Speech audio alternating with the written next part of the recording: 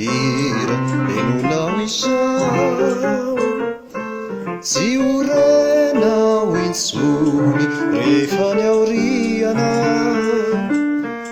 ka mba hatsiarovanao ahy izao atao reo hira fanaoko kaloina mangina rehefa tsy hitanao itsony zany tavako fa efa navalo ny andro sy taona ka mba hatsiarovanao ahy re rahavako rahodinatsika sy ahivina foana ny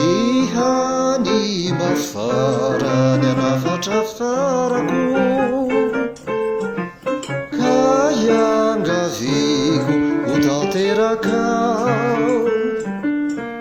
de ny hatsiarovanao indray ny tantarako indrindra ny atsika de ny asiny anao rehefa tsy hitanao itsony zany tavako fa efa navalo ny andro sy taona ka mba hatsiarovanao ahy re rahavako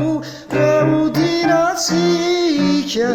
sy ahivina fo